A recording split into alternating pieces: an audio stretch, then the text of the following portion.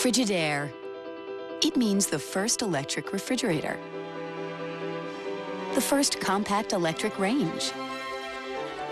Now, there's the Frigidaire Gallery Range with Symmetry double ovens. It's designed to cook multiple dishes at multiple temperatures, so you can prepare the entire meal at the same time. Frigidaire, over 90 years of legendary innovation. See the full line of Frigidaire appliances at Ventura TV Electronics and Appliances. Hi, I'm John Malos. Welcome to this live edition of Connect with Me on the showroom floor at Ventura TV on this day. Today we're going to kind of have, well, we'll talk about two subjects, that grand jury decision that came down yesterday in New York, and we'll have an Ask the Expert segment here in the studio today. Our guest is here. He's a veterinarian. We're back with our show and your phone calls at 436-MeTV option 11.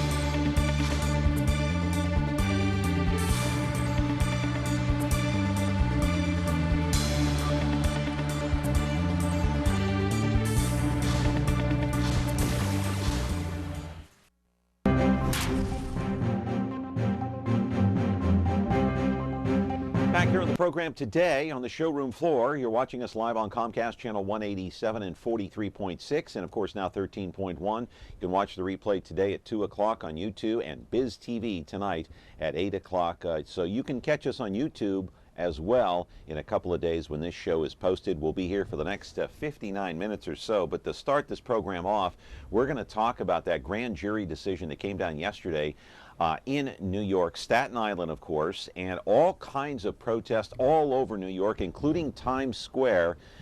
There were no cars burned, no buildings torched or anything of that nature, not too much in the way of violence, but there were protesters. Al Sharpton was with the Garner family last night. He held a news conference. He was all over television this morning. Now, just to recap what happened last July, Eric Garner, a black man in Staten Island, was out in front of a convenience store illegally selling cigarettes when 5 police officers tried to arrest him. Daniel Pantaleo in the video is seen trying to put a chokehold, in fact does put a chokehold on him, and the New York Examiner's Office determined the cause of death was that of a chokehold. Reaction as to what happened last night. Take a look at this report from the Associated Press. Angry protests broke out in New York after a grand jury decided not to indict a white police officer in the death of an unarmed black man. A cell phone video showed Officer Daniel Pantaleo holding down 43-year-old Eric Garner in New York's Staten Island on July 17th. The police union argued that the officer used an authorized takedown move, not the banned chokehold. The officers were trying to arrest Garner for selling untaxed cigarettes. Garner, who had refused to put on handcuffs, gasped that he couldn't breathe. His family and nearby residents are shocked. I don't know what video they were looking at. Evidently, it wasn't the same one that the rest of the world was looking at. We saw it! Everybody saw it! Down to the judge, the DA, and them stupid jurors! How you not see it? Protesters packed the streets of New York City, brought traffic to a halt, and packed Grand Central Station. I can't breathe! I can't breathe! Black Lives Matter, and that we can't any longer stand for police brutality. President Obama said there's a lack of trust between law enforcement and minority communities. This is an American problem. When anybody in this country is not being treated equally under the law, that's a problem. The grand jury's decision struck a nerve nationwide with protests held from coast to coast. Officer Pantaleo said he hopes Garner's family accepts his condolences. Attorney General Eric Holder announced that the Justice Department will launch a federal civil rights investigation. Sandy Kozel, The Associated Press. Pretty amazing, another grand jury decision in less than 2 weeks' time. By the way, the officer who is now on paid administrative leave, don't know if he's going to go back into law enforcement. His name is Daniel Pantaleo. He released a statement yesterday saying that his intention was never to hurt anyone. He offered his personal condolences to the Garner family, of which his wife, Garner's wife and his mother and the rest of the family members completely rejected. I want to take you back to last July and show you that infamous videotape of the officer Pantaleo taking down Garner along with 4 other officers. Don't touch me, please. Daniel Pantaleo, the cop accused of using a chokehold to subdue Garner, has been stripped of his gun and shield and placed on modified assignment pending an investigation.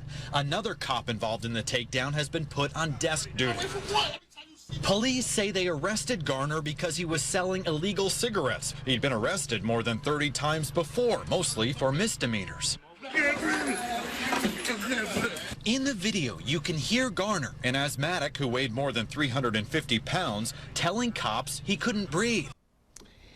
And really, that was mainly the source of contention for most protesters around the nation. Of course, Garner yelling out to police officers some 11 times, saying that I can't breathe, I can't breathe, I can't breathe.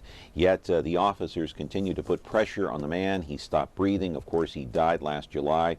The grand jury decided not to indict the officer, Pantaleo.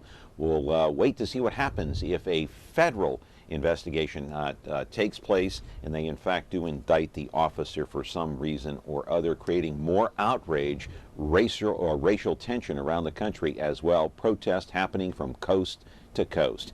All right, we're going to be back here on Connect with Me with your phone calls, 436-ME-TV option 11. Our regular guest is going to be here today. He's an expert in the field. That's why it's going to be an Ask the Expert segment today on your favorite TV station, MeTV. Back in a moment. Attention all units. We have reports of 2 motorcycle cops protecting California's highway. That's for us, good buddy. The Men of Chips are on MeTV. Hi, I'm John Baker. I'm John Baker. It's Officer Baker. He's the blonde one. Hi there. Officer Poncherello, man. Frank Poncherello. Oh, I'm Frank Poncherello. And he's the one who's Eric Estrada. There's no way I wouldn't remember a name like that. Catch the blonde one and the one who's Eric Estrada on now Chips. On MeTV Fresno, Xfinity 187.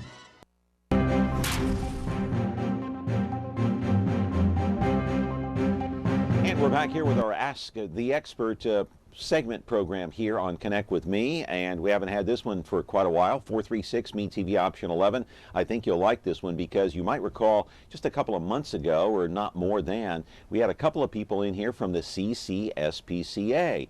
Hey, did you know that they have a full operational hospital on the site itself? And we have the man who heads up that hospital in our house today. Roll the videotape. I'll show you exactly what I'm talking about. His name is Mark Nample, the head of the veterinary service at the CCSPCA, a 28-year veteran who graduated from UC Davis up near Sacramento back in 1986.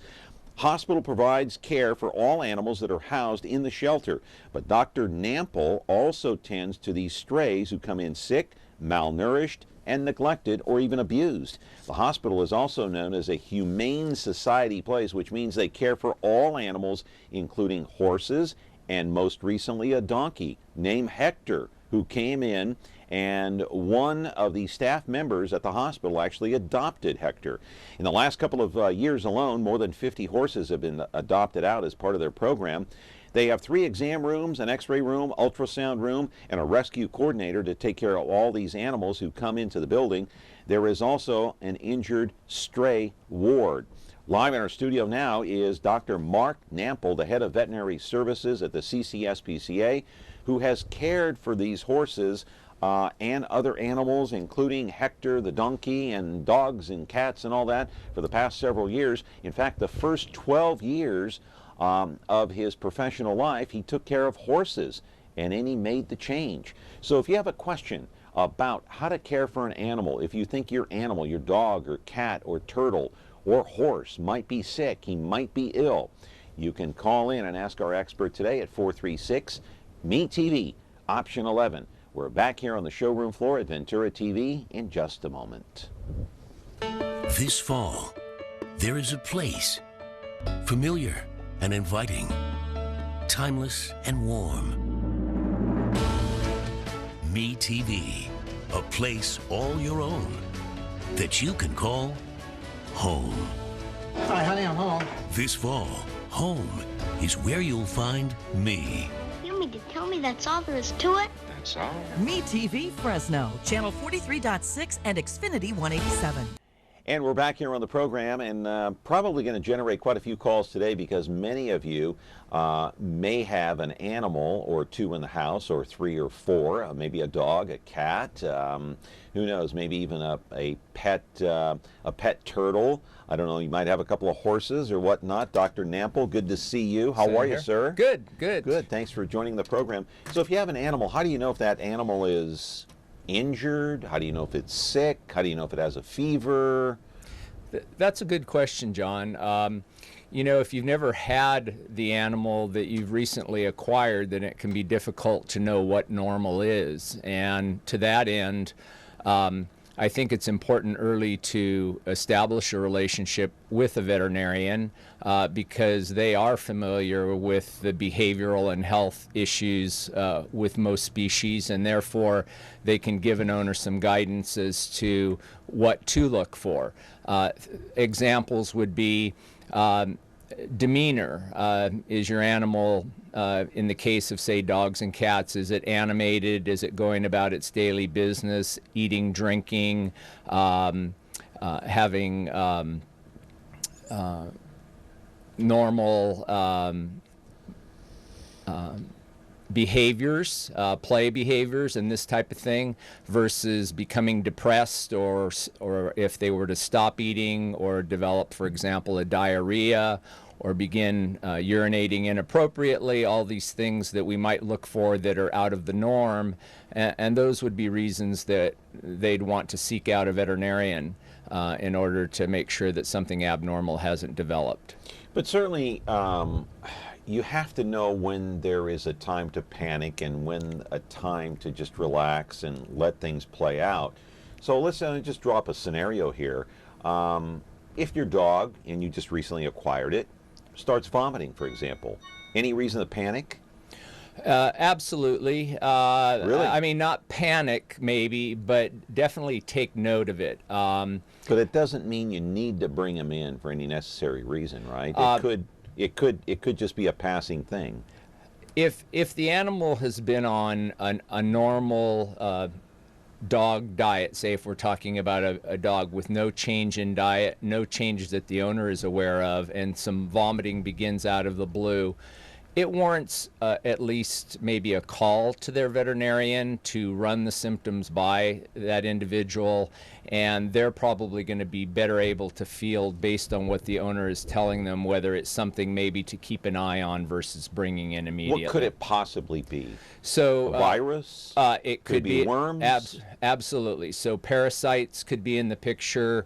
There is a very common viral disease called parvovirus that could present with vomiting. What is that? It is a gastrointestinal virus that is preventable through vaccination, which is why we strongly educate people to get their animals vaccinated fully. It can be picked up from the environment or from direct contact from another dog. And people don't realize this, so they may take unvaccinated puppies, for example, out into public places where they could acquire it. And it's contagious. Absolutely. All right, let's take this call here. Caller, you're on the air with Dr. Nample. Go ahead. Yes. I just wanted to ask, could you talk about a little bit of dog health insurance? Is that common in the area? Yeah, that's how much is that? Great, Thank you. great question.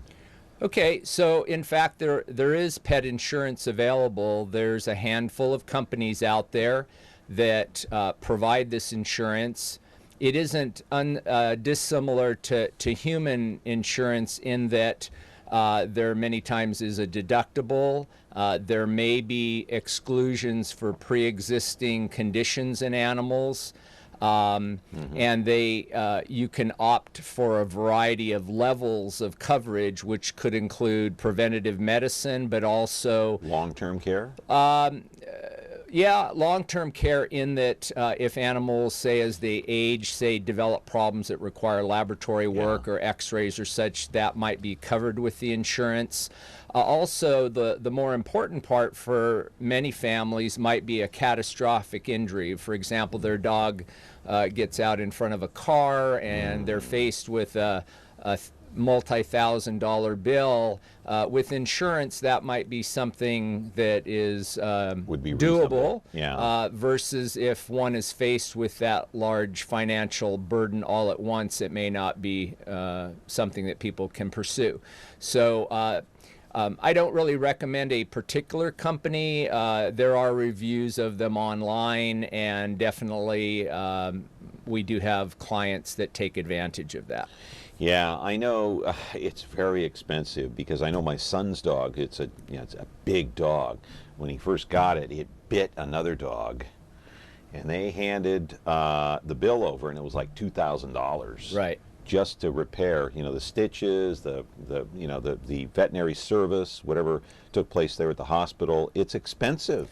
Yes, and it's like going to the ER for us. It is. And emergency service, although a very valuable service that's provided here in Fresno, in order to staff and make quality care available 24 hours a day, there is a premium paid for that. Yeah. And again, insurance can sometimes play into covering that bill. Yeah. Hey, a lot more to talk about with Dr. Mark Nample here, the head of veterinary service at the CCSPCA. If you have an animal, any kind of an animal, he works on everything from horses to donkeys to dogs and cats and snakes and whatever you got in your house. Anyway, 436 Meat TV option 11. Hey, it's the first time in 3 years we've ever had a veterinarian on our program. What do you think of that? Back in just a moment. Ladies' Night was started in his honor. Barstools pulled themselves out for him. The only thing Chuck Norris is afraid of is her. Cheers is the most memorable bar in the world. You may not always watch comedy, but when you do, watch Cheers. Me TV Fresno, channel 43.6 and Xfinity 187. Back here with Dr. Mark Nample, and he is talking about taking care of your animals. So I want to get back to this vomiting issue that before the call came in. And so if your dog is vomiting, it could be a number of different things, including, what did you call it?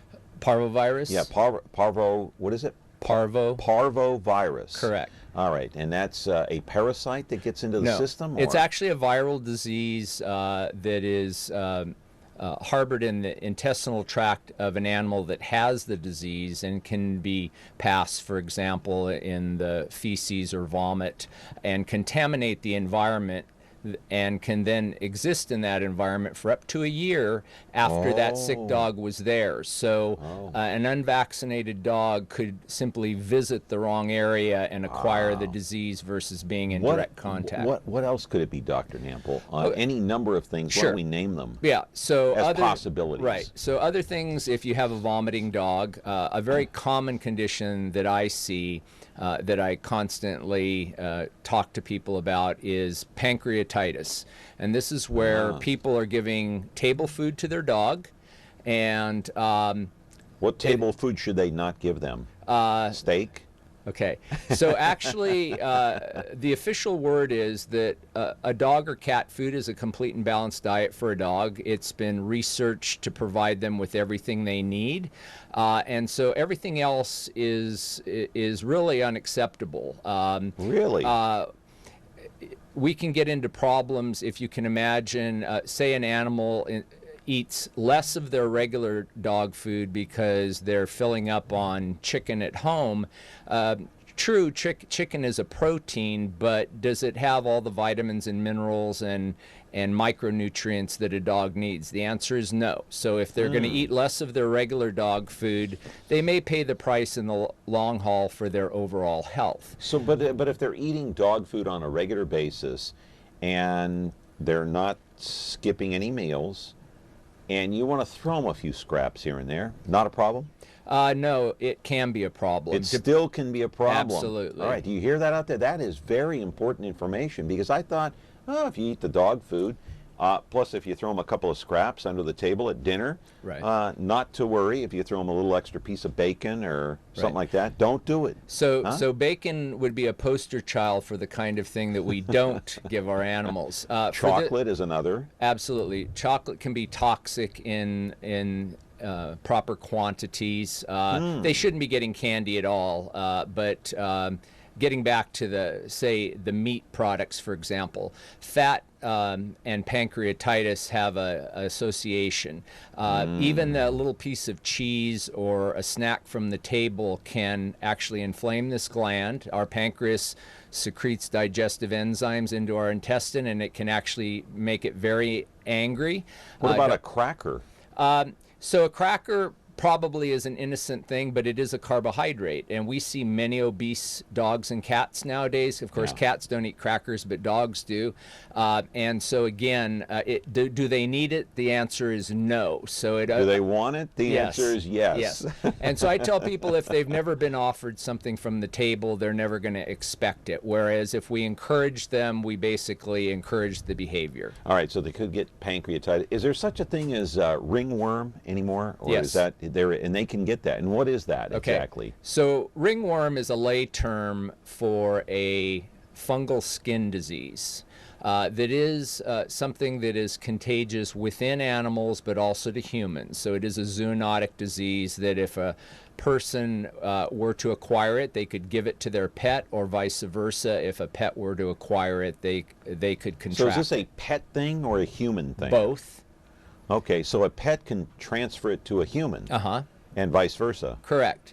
And so. And how bad is it for your dog or cat? What kind of damage could it do? It is a skin disease only, but it has repercussions from the standpoint that when it's identified, it may have contaminated the living space where this animal resides, that could be a source of reinfection for other animals or the people in the house. Does it have anything to do with fleas or ticks? No.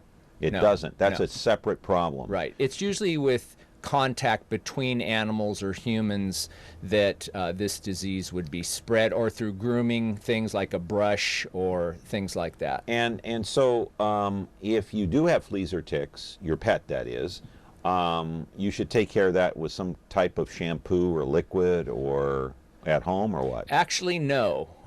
Really? Yeah. So see, I'm learning all kinds of things today.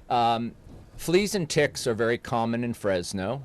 Ticks in our area carry several potentially life-threatening diseases that both people can acquire as well as the dogs if they get bitten by the ticks. So what do you do to get rid of them? So if ticks are in the history based on where your animal travels, walks, or lives in the backyard, there are both topical products and oral systemic products that have a quick kill or repellent activity with regard to the tick. And those are very key, because once the tick attaches, that's when it's going to transmit a disease to the animal. And so the shampoos, for example, kill the ticks today, but your dog can walk out in the yard tomorrow and acquire another tick. And if you don't what kind of product should you use then?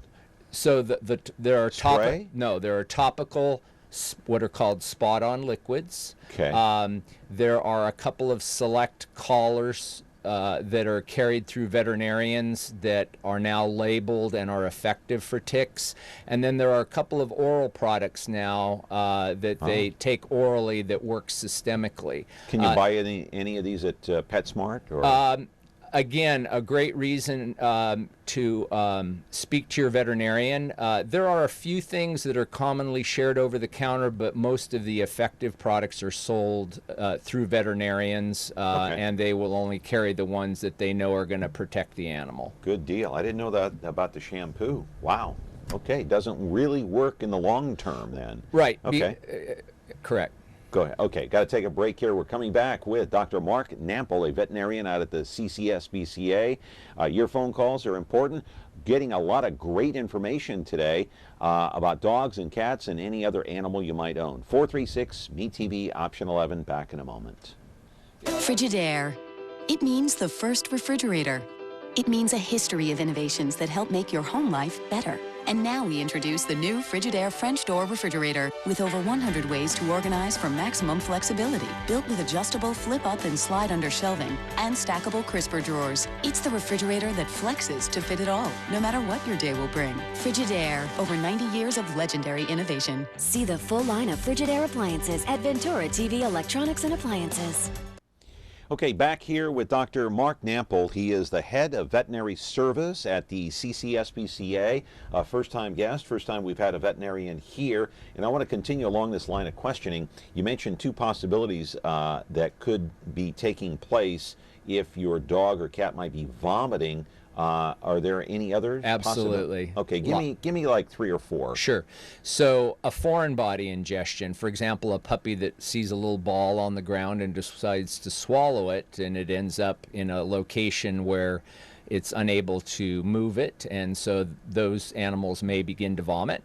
A toxic insult, for example, somebody leaves out a toxic paint can. Is absolutely, or some plastic cleaner that should have been picked up. Usually there's evidence of something like that. People's prescription medications, sometimes unintentionally they drop an ibuprofen on the ground and could cause severe kidney problems, for example, in a small animal that shouldn't have ingested or that. bleeding. Absolutely. Ooh, yeah. because ibuprofen, that's aspirin. Right. Yeah, Ooh. it is an aspirin-like product and can cause problems. Yeah. Sometimes chewing on plants. There are a lot of toxic home plants as well. Oh, okay, interesting. Okay, caller, you're on the air with the doctor. Go ahead. Yeah, I want to ask him, can a dog transfer worms Yes. when it's bred to puppies? What was the... How soon can a puppy get parvo? How old can it be when it first gets parvo? Parvo? So how soon can he get it? So how soon can a dog get parvo? So a puppy could get parvo even at a few days of age if it were exposed. The recommendation and the vaccinations that are available are labeled to use in puppies 6 weeks or older.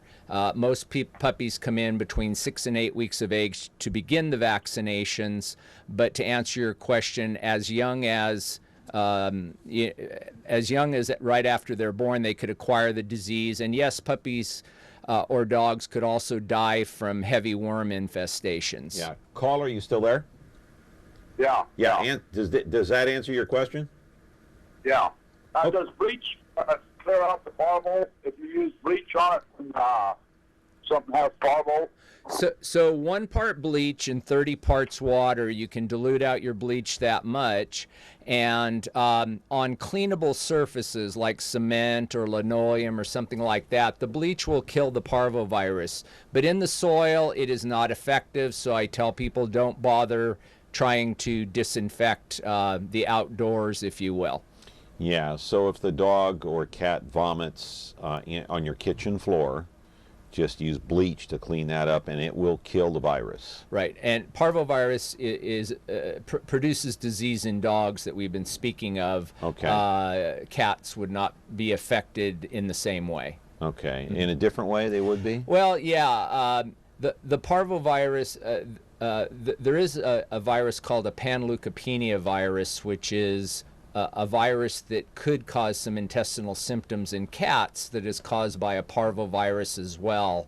But that's a much less frequent disease that we see, and it is preventable with vaccination as well. All right, here's an email question, and we'll get this out and then go to break and then come back, and we have a lot of video to show of your hospital. Here's a question from one of our viewers that says, why does my cat eat grass? Is grass dangerous for my cat? To answer the question, grass isn't dangerous. It's something that it provides a little bit of fiber to their diet. Some animals that may have a little GI upset, both dogs and cats may harvest a little bit of grass. I don't think there's a real common thread as to maybe why they do it. I think the higher fiber content. It also is alkaline. Plant material tends to be alkaline, and the things that animals eat tend to be more acidic, meat-based products. And so I think it may balance for them maybe things that they're experiencing. So to answer your question, there is not a downside to them having some grass. As long as the grass has not recently been sprayed by your gardener Absolutely. with weed killer. Or actually fertilization, and you should also sprinkle your lawn to make sure the fertilizer has been absorbed into the soil, because nitrates could also cause a problem. Yeah, could cause a major problem. All right, Dr. Mark Nample is here. He is the lead veterinarian for the CCSPCA. We're back here, and more of your phone calls at 436-MeTV, option 11, in just a moment. From a top-secret location, it's the spies who love me, bringing together MeTV's top super spies to fight evil at a memorable moment's notice. They're daring. That's right. Brave. Now what are we gonna do? The best we can. Suave. Does that apply to me, Oscar? Possibly. And smart. The old finger in the gun trick. Maxwell Smart. MeTV Fresno, channel 43.6 and Xfinity 187.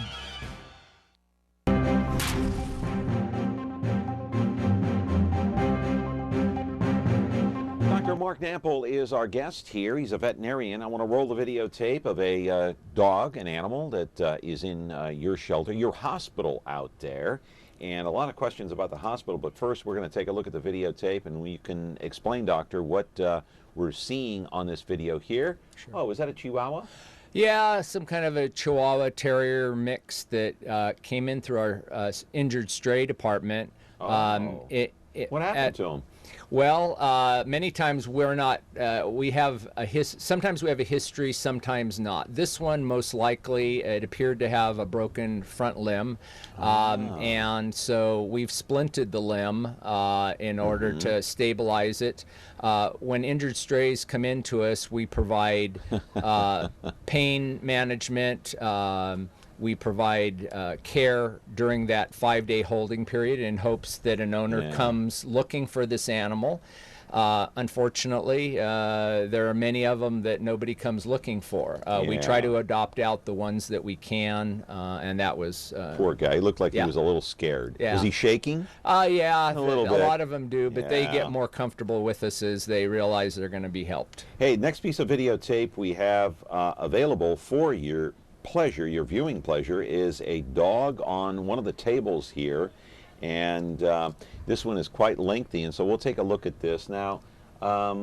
What's going on here with it? Looks like a little puppy. I don't know. Is it a puppy or no? It's actually full-grown dog. It is a full-grown but small, again, terrier mix. We see a lot of those come through, and this was another injured stray that we were evaluating that had come in very recently. Again, another hit by car. This dog was hit by a car? Yeah. How do you know that? Well, a lot of times from the history of maybe somebody who called it in to our animal control officers, and they ended up bringing it to us. This dog, as you can see, not real responsive, and we try to make an assessment of how they are doing, whether they have life-threatening injuries or whether we might be able to provide, again, supportive care and pain relief. And so it looks like he's saying, hey, man, you're touching me. What are you doing? Exactly. And a lot of times, because they won't, for example, make an effort to stand up, we do want to check things like spinal cord injuries are common, or head trauma, and that's what's occurring in this one. So as a doctor, okay, when you and I go to the doctor is there with a stethoscope, and he's checking your heart, checking your vitals, checking this, checking that. Do you check an animal in the same way? Absolutely. So when we do a complete physical examination on an animal, it would include assessment of all the organ systems. We're going to look at their eyes, look in their ears, do an oral exam. How do you do an oral exam? Does a dog fight you sometimes? That can be a real individual dog thing. Some dogs are very amenable to that kind of exam, and others we might have to have the owner either help us, and even in some cases the owner can't help us. And so there are some that we may defer if for example, we see some evidence of problems, for example, that might require a dentistry. We may do the completion of the exam while under general anesthesia. But additional things like you intimated would be, we definitely listen to their heart to pick up on abnormalities there, their lungs. We palpate their abdomen. We have to be almost better diagnosticians than medical doctors from the standpoint we can't have a conversation with the patient as to what's wrong with them, and sometimes they just come in for what we term ADR, ain't doing right, and we have to try to figure out what's going on, and so that requires a thorough exam. History's real important as well. All right. I do want to pick up on something that you said, but I want to roll the videotape first of the X-ray room. And it's amazing, you have so many facilities within one facility. This is your X-ray department, and it's just like the X-ray room that you and I might visit at our doctor's office. Absolutely. Am I right? Definitely. Things have changed a bit. So in a word, we're taking X-rays. Is it harder with an animal? Because at the doctor's office they tell you, okay, sit still, don't move. Right. How do you tell that to an animal? Okay. Because an animal is squirmish. Well, first of all, we have to give credit to our staff, because sometimes bedside manner is a big part of what we accomplish, for example, with taking X-rays on a dog or cat, for example. But depending on if the dog or cat is injured, we may sedate or anesthetize in order to do the X-rays, in order to get the view that we want. But many animals are cooperative enough that we're able to obtain that information with the animal awake. Now, with a patient like you and I, if we go in, we can tell the doctor what the problem is. How, as a veterinarian, able to figure out from this animal what's going on, since none of these animals can speak? So, and if the owner's not there, or maybe they don't have an owner, how do you figure all this out? Right. So obviously more information is always beneficial in trying to figure these things out. So if you're talking about the client-owned animal, the history is very important. It plays a big role in conjunction with the examination. Many times blood work would be sent out or run in-house in order to answer some questions if we have some particular possibilities on the list that we want to confirm. But if it's a stray, for example, then we're heavily reliant on the physical exam as to making a determination of what's going on. How do you deal with a vicious animal like a pit bull?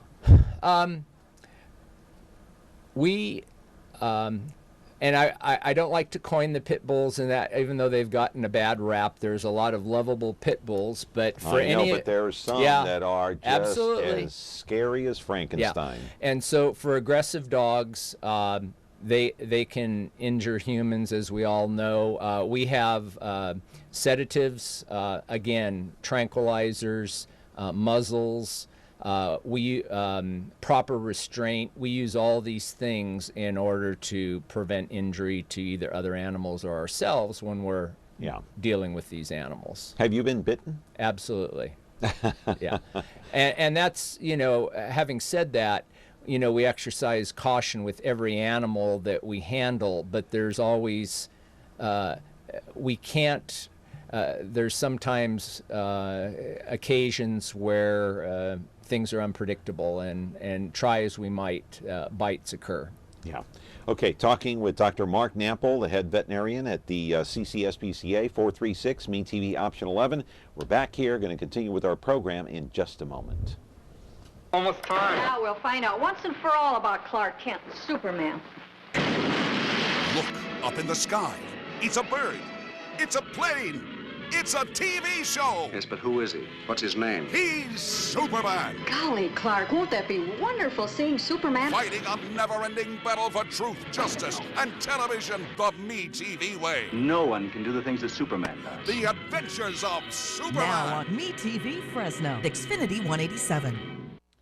Back here in the program on Connect with Me with Dr. Mark Nample and another piece of videotape. I want to show the donkey Hector, who's being worked on.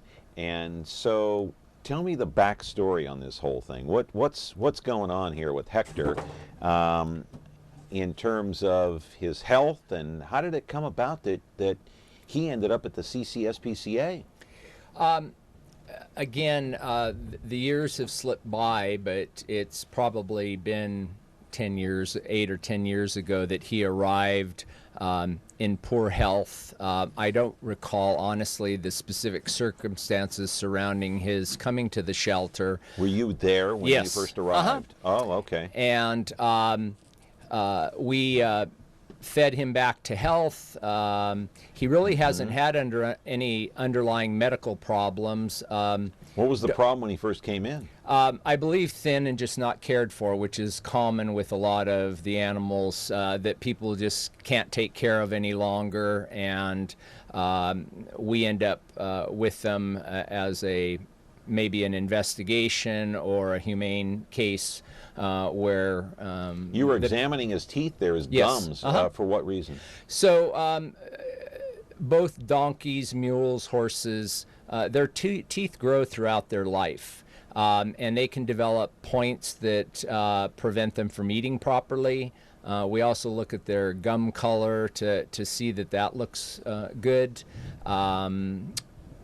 Those are the primary things when we're looking at their mouth. Yeah. By now, Hector knows you. Absolutely. So yeah, go ahead. And usually, I never take it personally, but they're pretty smart, and because I usually only go out there to vaccinate him or deworm him or something, but not for a lot of other interaction, they kind of know what's up when I come out. But for example, has he ever kicked you? No, but for example, tried to kick you? No, I can't say that I can give him that rap. But we do, for example, have to sedate him every time we trim his feet because he's not cooperative for the shoer, and so we have to take the edge off so he'll allow that procedure to be done. Yeah. So you told me yesterday that one of the staffers had adopted him. Yes. And so where does Hector stay? He leads the life of leisure there. We have a very large barn there at the CCSPCA, and he he has his own paddock there. He has and he's cared free room and board. No, the owner, again, the staff member pays for that and does all the work. Wow. For him that's as amazing. well. Yeah. Hey, another piece of videotape. You're working on a horse. Now, the first 12 years of your career, you only worked on horses. Take a look at this videotape here. We'll talk about this in a moment. Caller, you're on the air with Dr. Nample. Go ahead. Yeah, good morning, Dr. Martin. I have a cat that's pretty old, about at least 20 years old, 25, maybe possibly. And the question is, I'm not too sure whether if this cat should pass away and whether to get another cat real quick or do some grieving after it's gone. And my wife brings this up every once in a while. I don't know, do you have classes that you tell people about that by chance? And that's my either two questions or one question. Okay. Great. That's about it. Okay. Then thank you. We have grievance counseling through our education department if that were something you wanted to take advantage of. You don't say. Really? Yeah. It's all. Do you have to go in and pay for that, or no, service, or it's no, free of charge? It's counseling and some support that's available through the shelter. That's nice. With regard to your real old kitty, I think that there can be some stress introduced. For example, if you were to consider bringing in a new cat now if it's always been a one-cat household. So I guess my take would be it would most likely be a better thing that, you know, if you guys are considering a new cat at some point, once this kitty passes at some point, it would probably be better to wait maybe at this point in that your cat is as old as it is before thinking about getting another one. About a year, maybe? No, I don't think it has to be that long. I guess it's just more the point that maybe introducing a new cat. Cats are very territorial. They're very comfortable with their surroundings, and when one introduces another cat, it disrupts their routine, and so it could be even much shorter than that. They don't like to have their space invaded. Correct. You know, they really, dogs are not that way. No, they they're want not. their space invaded. Right. They want you to come up, but a cat is like standoffish in Yes. most cases. Yes. But cats are nice too. Hey, I want to roll that videotape of the horse again, because I want to ask you something. I didn't get a chance to ask you this when the call, but, and I appreciate the calls, 436-MeTV option 11, but do you, is there a difference between treating a cat, a dog, a donkey, and a horse? And if there is a difference, what is the difference? Well, I mean, obviously they all have their own medical problems that they don't go across the board. For example, in the horse world, gastrointestinal upset, what we call colic, is a very common condition.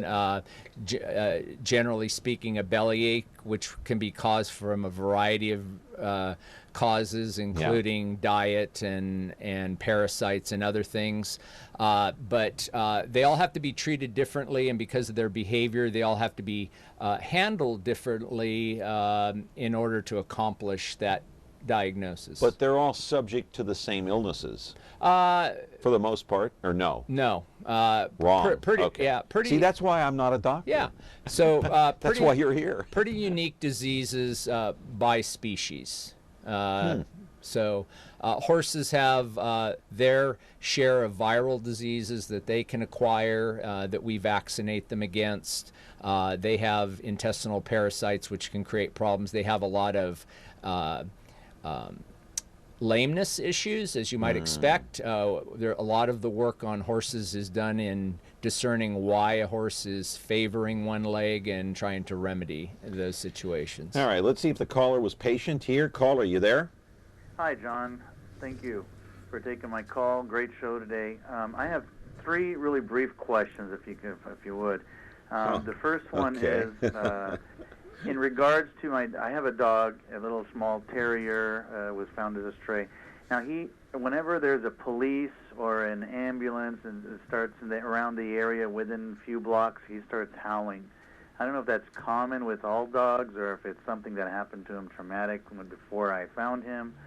The second question, how often should we take the dog to a vet? So he's had all his vaccinations. It's probably been about 2 years since I've taken him for any sort of checkup. And the last one is bacon bits. You guys mentioned bacon, real bacon, but what about bacon bits that are made for dogs? And those are my three questions. Thank you very much. Let's tackle the first one, the dog and sirens. Police, fire, ambulance, driving by. Dog gets a little queasy and upset. What do you do about it?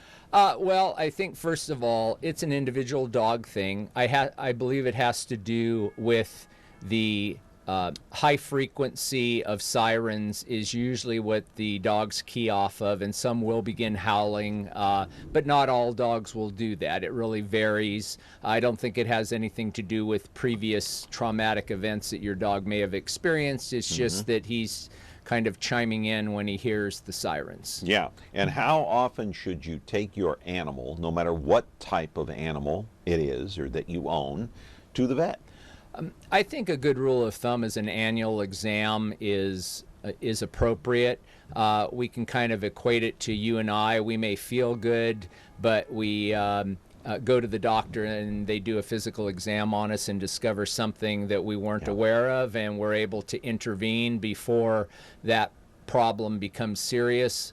So I think an annual exam is great, and sometimes they even are required more frequently if an animal does have pre-existing problems. All right, we got to go to break, but the caller also mentioned bacon bits. We've already touched on that, and that's a no-no. It's a no-no. They're higher in fat, which is why they like those particular ones, so I don't recommend them. You can find low-fat treats. Yeah, dog treats. Go to PetSmart, or it doesn't have to be PetSmart. It can be any, pet store of your choosing, and there are many of them out there. 436-ME-TV, option 11. A few minutes remaining with the doctor, Mark Nample, in a moment. We get our speed from Mom and Dad. They do stuff super fast. And now they got this new kitchen, so they're even faster. So they can help us with our free throws. The time-saving Frigidaire Gallery line with a quick preheat and smudge-proof stainless steel that resists fingerprints and cleans easily. It's mealtime in no time, from start to clean. Frigidaire Gallery. Save more during Frigidaire Gallery bonus days when you buy 3 or more qualifying appliances. See the full line of Frigidaire appliances at Ventura TV Electronics and Appliances. Got a call coming in here on Connect with Me. Caller, you there? Yes. Go ahead. Your question, please. I have a question for the doctor. I have an elderly dog. He's a boxer, and he's going on about 15 now. Wow. And he's getting lumpy and bumpy. In other words, he's got cysts growing on him. He's got one big one on his chest, about the size of a plum, and one on his arm or front leg, like a walnut. And poor guy. Some on his, he's just getting these cysts on him, and they don't seem to bother him. And he's still active. And my veterinarian said that was pretty normal for elderly dog like that. What's your opinion on that? So it's good that you've taken your dog in to your vet and gotten an opinion. There are many types of lumps and bumps that dogs can get, and if one were to generalize, a lot of older dogs do develop them. The question is always, are they something possibly cancerous and serious, or are they kind of an age-related kind of lump or bump that we really don't have to worry about? So I think people should rely on the advice of their veterinarian, and I might be telling you the same thing, or maybe I would have a different opinion, but there are very many older dogs that are going to have innocent growths that could be like you described. All right. Thank you very much for the call. I want to roll a videotape here because we're running out of time. Got 2 more to show, the dog sonogram, and we'll show that one, and you can describe what's going on here. What's going on? Oh, he's not being too cooperative here. So we... what's going on? Yeah, so actually this is one of our staff dogs who happened to come in today, and we decided to do a little ultrasound. Yeah.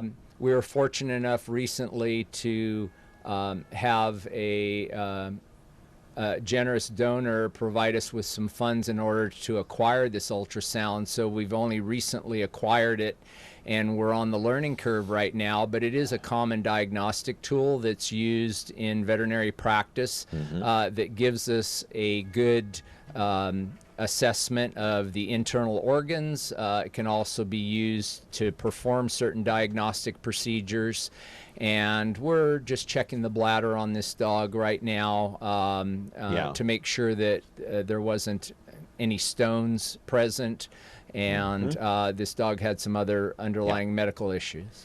All right. That's interesting because we've all done ultrasounds ourselves, and it's interesting that you can do them on any of the animals, whether it be a dog or a cat or anything else. And very generous donation by one of the donors here in Fresno, right? Yes, yes. Absolutely. And a very expensive machine, but a very useful one at that over at the CCSPCA. I do want to show another piece of videotape before we go, and that is the cat operation.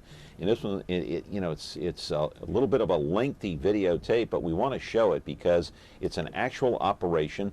So describe what we're seeing here. This is the operating room, correct? This actually specifically is our prep room, so it is not the surgery suite. Okay. We use it for certain kinds of procedures. In this case, this was a... What are you doing there? This is... this cat, actually, it's a cat. It was I presumptively have diagnosed that it was bitten by another cat. The symptoms were noticed, and the owner brought it in. It was literally draining pus out of an abscess, which is an infected pocket that's created by the bite wound of another cat. So we're basically just, it's what we call a contaminated wound. It's very infected. We're establishing drainage to get rid of that infection. We place some little rubber drains in there in order to encourage drainage to continue. What part of the body is this? The kitty's on its stomach, with its head's to the right there, and so that's the right side of the cat. And we're just creating an area where we can put this little rubber drain in, and then we're going to, you can see the pus beginning to run out there, if hopefully everybody's not too queasy, but this will allow the thing to heal up in concert with oral antibiotics over a 10-day period or so. The drain that we put in, we remove in a few days in order to allow the small wounds where the rubber drain passes through to heal up. And it's a very common procedure that we see, and it's typically because kitties are outdoors getting in fights with other cats, and that's... So this is common? Yes, very common. And so you do many of these types of operations? Yeah. Okay. Yeah. All right. And how long is the recovery period? This kitty went home the same day, within a couple of hours of this procedure, and they're eating and drinking by the following morning, and... a little woozy on the way home, though, huh? Yeah. Not too bad. We use pre-medications and gas anesthesia so that they can wake up rather quickly. So you use the same type of anesthesia as, say, we would during an operation, or something similar? You said gas.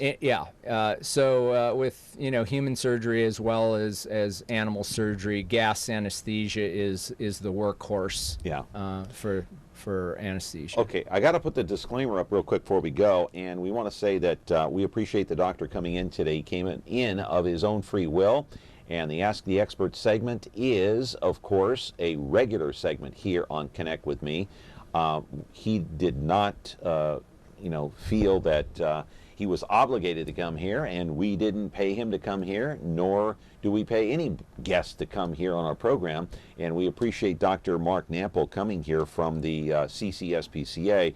So I wanted to ask you two more questions. We only got 2 minutes left, so we'll have to make this one quick. Part of your past was working on horses. Did you work in the horse racing industry? Just very peripherally, in that in North San Diego County, the Del Mar racing season occurred there at a part of the summer where occasionally I would see a racehorse or two, but I did not do a significant amount of that work. Okay. The CCSPCA, it's a nonprofit organization? Yes. That has a contract with the city? Yes. And the city actually pays them to a certain extent? Yes. All right. How long has that hospital been there on site? Since the mid-'70s. Okay. A generous donor by the name of George Whittle, who was a philanthropist in California, donated some significant monies to the building of that hospital. Wow. Yeah. This has been a very informative program. I'm going to have to ask you to come back at some point. I'd love to. Maybe next year. Sure. Really informative. I learned some things myself here on the program. So I appreciate it, Doctor. Okay. All right. It's a pleasure. Thank you. Yeah, have a good day. Have a good rest of the weekend here. It's coming up on us here shortly. Dr. Mark Nample, the lead veterinarian out there at the CCSPCA. Thank you for joining us today on Connect with Me. Back tomorrow with another program. It's going to be Al Smith from the Fresno Chamber of Commerce. Have a great day. That was quick.